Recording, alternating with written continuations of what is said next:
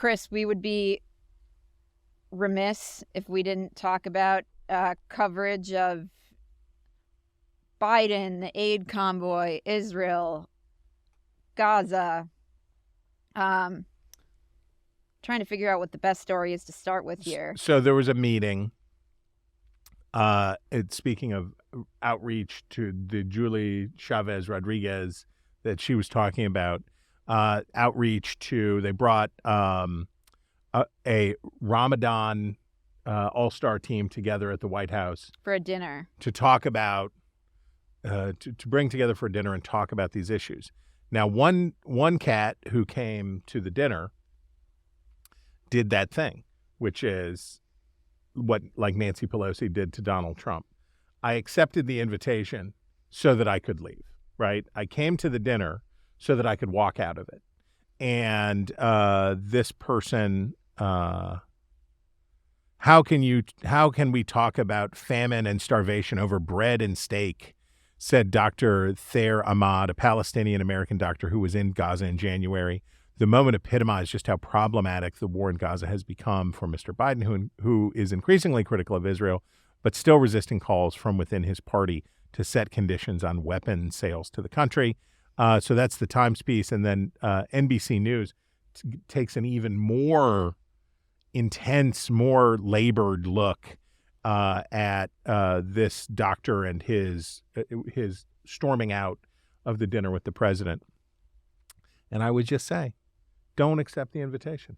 Well, they note, NBC knows, many others who had been invited to attend declined, according to multiple sources familiar with the outreach, which this is now happening repeatedly for the White House. It happened when they went to Michigan.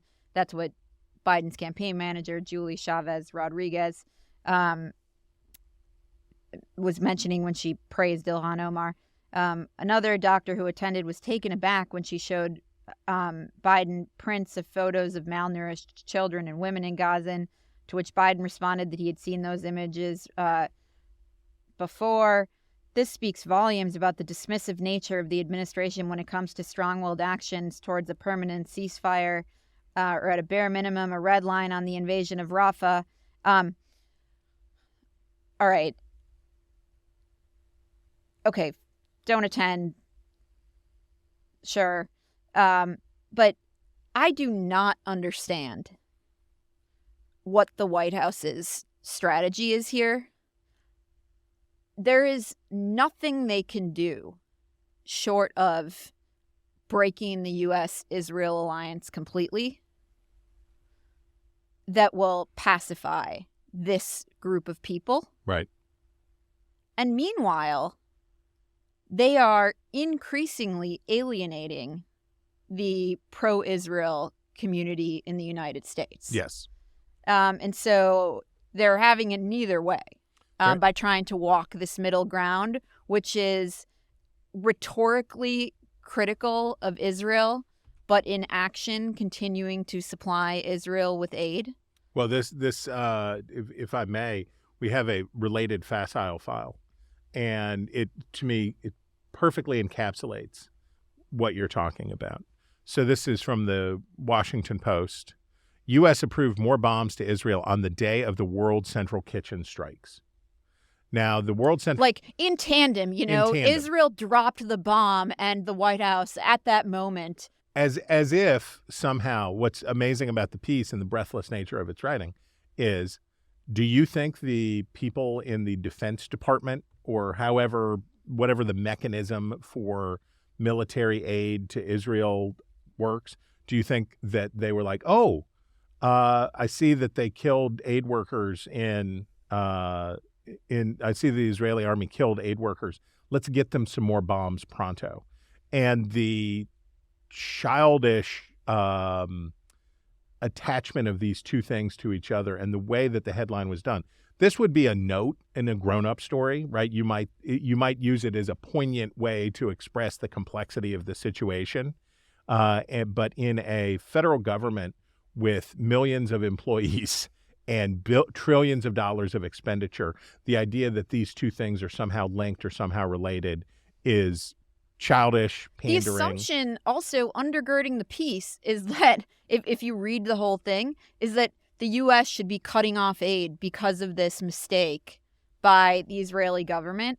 And I've noted, I've taken note in the two pieces above, one sentence we didn't read in the NBC News piece, and this is now just routine in the Times sometimes does note this, but in the NBC News piece, it says more than 30,000 people have died, according to health officials, since Hamas's terrorist Which attacks health in Israel officials? on October 7th, Is it- and the group is still holding more than 100 hostages captives. Which health officials? They do not note, so they say that in passing, they do not note, A, that the number comes from Hamas. They do not note that Hamas doesn't distinguish between terrorist casualties and civilian casualties. And the entire Washington Post piece, which repeats that number, is undergirded with the assumption, and the quotes in it, larded up with quotes, that the U.S. should exact some sort of reprisal on Israel for this mistake. And nowhere in there do they quote a pro-Israel voice that says, you know what? It's actually unprecedented in a war for one combatant to be facilitating aid to the civilians of their enemy. This doesn't happen in a war. And when that's happening, things like this are going to happen. The double standard in coverage here is pretty obvious. The coverage is so bad. It is just awful. So Israel does what Western nations try to do in conflict here, which is they acknowledged the mistake, they apologized for it, they expressed their regret for it, they were fairly transparent about the whole thing, right? They acknowledged it, they didn't do whatever. How many aid workers do you suppose have died as a result of Hamas violence? Not none. It's whatever the number is, it's not none. And in Biden's statement, he says, Biden issued a statement saying Israel must do better. Israel has to do better. And there is a double standard when you want to be. Some of the double standard is understandable, right? If you want to be a advanced, developed nation that abides by the rules of modern warfare, you got to hold yourself to a different standard. But in the coverage, there is very little, if any, acknowledgement of the fact that Hamas's leverage in this fight is rooted in the fact that they obey no rules. They rape, murder, kill, take captive, hold people captive. They abuse, they lie. They take credit. It's interesting. They say nothing about the people they accidentally kill, but the people they kill on purpose, they post videos bragging about their slaughter. And I understand that Israel does hold itself to a different standard than Hamas does, and I get that. But this coverage about Israel making a mistake and then trying to do right about it, you can think whatever you want about Israel's effort to prosecute this war. You can agree or disagree, but the casualties of the people who are part of Jose Andres' charity, those casualties are a tragic byproduct of something else. They're not the point of anything. Right. This is a tragic story, but it's not. But it reflects an Israel that's trying to follow some rules of engagement here, not Hamas that follows no rules of engagement. You said, like, this is sort of the way. This is what Western countries do in war. They come out, they take responsibility. But the parallel that some people have noted is that the U.S. made a similar mistake following the pullout in Afghanistan, where they mistakenly droned 10 people and killed 7. And I don't recall Joe Biden getting up and saying, I'm so sorry, we made a mistake. Actually, that came out, and we'll link the piece.